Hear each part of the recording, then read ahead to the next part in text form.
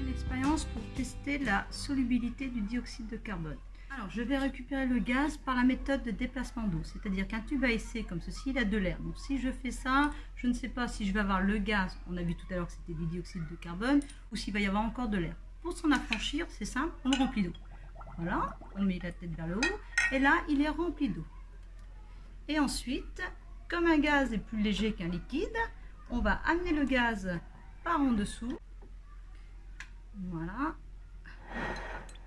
comme ceci. On met en route l'agitateur, le gaz étant plus léger, il remonte et il chasse l'eau. À la fin, quand les bulles vont être à l'extérieur, c'est que le tube est rempli de gaz. Donc, vous voyez, là il est rempli de gaz. Complètement rempli de gaz. Et on va attendre un petit moment. Alors, regardez bien, ici, en fait, le niveau que vous voyez, c'est le niveau extérieur. Le tube est vraiment rempli complètement de gaz. Complètement rempli de gaz. Et on va attendre, vous allez voir déjà au bout d'1 ou 2 heures, on va avoir un petit effet. C'est passé 1 heure, vous allez voir que l'eau est remontée un petit peu dans le tube. Alors, regardez bien. Voilà, on voit ici... Ah, faut pas que je sorte trop. C'est passé 2 heures depuis les dernières images, donc ça fait à peu près 3 heures au total. Donc, vous voyez, l'eau est remontée jusqu'ici. Donc, on va attendre 1 nuit, on verra ça demain, et vous verrez où sera arrivée l'eau. Donc déjà, on peut expliquer, si l'eau remonte, c'est que du gaz disparaît. Ça veut dire que le gaz qui est dedans, le dioxyde de carbone, se dissout dans l'eau et donc disparaît du tube. On le retrouve dans l'eau. Le gaz est dissous dans l'eau. Alors, il s'est passé une petite journée, voilà, jusqu'où est remontée l'eau dans le tube.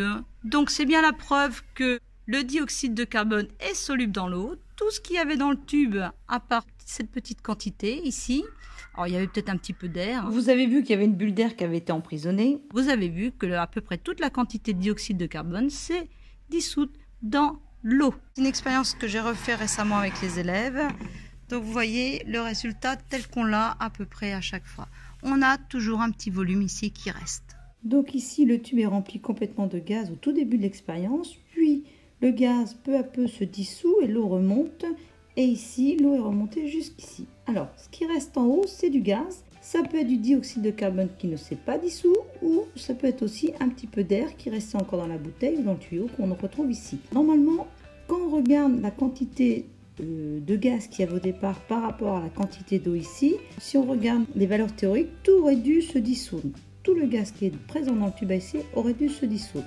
Et à pression atmosphérique normale et à une température de 20 degrés Celsius, la solubilité du dioxyde de carbone est de 1,6 g par litre. On aurait pu dissoudre 1,6 g de dioxyde de carbone dans 1 litre d'eau. Comme dans ces conditions, 1 litre de dioxyde de carbone pèse 1,83 g, en fait, on aurait pu mettre 0,9 litres de dioxyde de carbone dans 1 litre d'eau. Vu le petit volume de gaz dans le tube à essai, tout aurait dû se dissoudre. Ça serait vrai à pression atmosphérique normale. Sauf qu'au fur et à mesure que l'eau remonte ici, la pression ici est de plus en plus basse.